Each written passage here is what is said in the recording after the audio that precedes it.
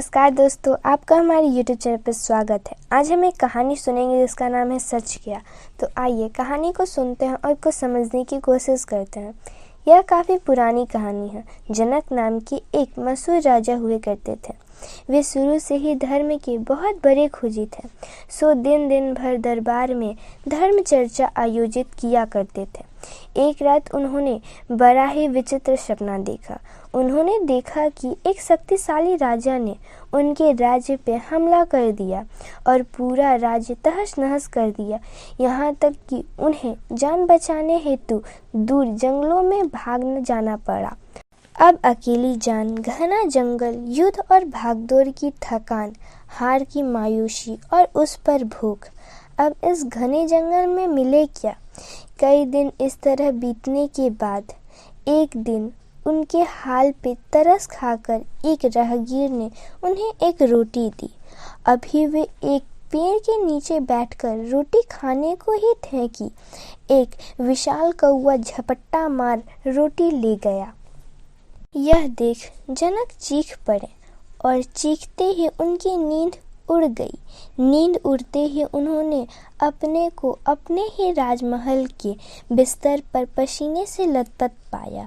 यह देख जनक विचार शून्य हो गए, क्योंकि वे धार्मिक चिंतन के व्यक्ति थे।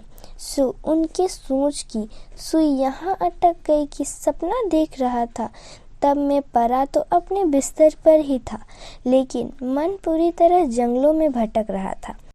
दौरा भागी हुई ही थी, कौवा रोटी ले ही उड़ा था, मैं चीखा भी था और पसीने से लथपथ भी हुआ ही था। सवाल यह कि पूर्णतः सच क्या था? मैं बिस्तर पर लेटा था, यह सत्य था, या युद्ध हार के जंगलों में भटक रहा था, वह सत्य था। अब सवाल तो जायज था, परंतु इसका उत्तर क्या? बस जनक उस क्षण से ही इसका उत्तर ढूंढने में डूब गए। इसके अलावा उन्हें और किसी बात का होश ही नहीं रह गया था। वे दिन रात दरबारों में धार्मिक धनुर्धरों को बुलाकर सवाल पूछा करते थे कि यह सच से या वह सच। उनकी यह हालत देख परिवार वाले, मंत्री व अन्य सभी हितैषी बड़े चिंतित हो उठे थे। उनका काफी इलाज भी करवाया गया, पर कोई फर्क नहीं आया था। उधर धार्मिक धनुर्धर भी उनकी जिज्ञासा का कोई समाधान नहीं निकाल पा रहे थे। यह खबर उड़ती उड़ती उस समय के परम ज्ञानी के कानों तक पहुंची। वे तुरंत जनक के दरबार में पहुंच गए। स्वाभाविक तौर पर जनक ने परम ज्ञानी से भी वही सवाल दोहराया। परम ज्ञानी ने तुरंत हंसकर कहा, महाराज, ना ये सच है ना वो सच है। जनक तो चौंक गए, क्योंकि अब तक जितने भी लोगों ने बताया था उन्होंने जनक की एक या दूसरी अवस्था को सच बताया था। खैर, इस हालत में जनक चौंके, यह भी उनकी वर्तमान दशा के लिए बड़ी उपलब्धि थी। उधर परम ज्ञानी ने अपनी बात विस्तार से समझाते हुए जनक से कहा, देखो, जब सपना देख रहे थे तब भी तुम पड़े तो अपने राजमहल में ही थे, अर्थात उस समय तुम्हारा जंगलों में भटकना तो गलत ही था। ठीक वैसे ही तुम सोचो कि अब वास्तव में तुम राजमहल में थे तो भी उस समय तुम्हारा चिंतन तो जंगलों में ही भटक रहा था, अतः उस समय तुम्हारा राजमहल में होना भी गलत ही हो गया।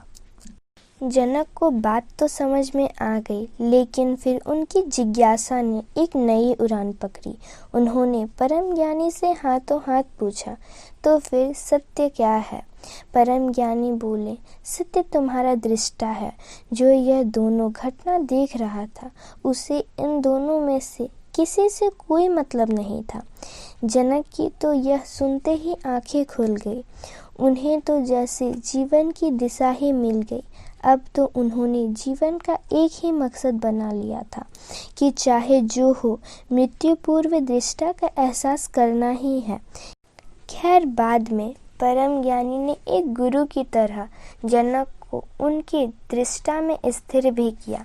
दोस्तों, बस हमें भी मानसिक ऊंचाइयां छूने हेतु जनक की तरह जिज्ञासु होना ही पड़ेगा।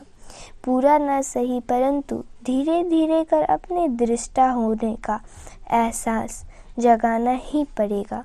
यह समझाना ही पड़ेगा कि सुख दुख, ऊंच नीच, साजो समाज, रिश्तेदार, दोस्त और अन्य ही नहीं, हमारे अपने हाव के उतार चढ़ाव भी हमारे लिए अन्य ही हैं। हम तो उन सबको सिर्फ देखने वाले हैं, हम उनमें से कुछ नहीं। इसीलिए वास्तविकता तो यह है कि अंदर बाहर की ऐसी कोई घटना नहीं जो हमें प्रभावित कर सके। धन्यवाद दोस्तों, फिर मिलेंगे एक ऐसी ही समझदार कहानी के साथ।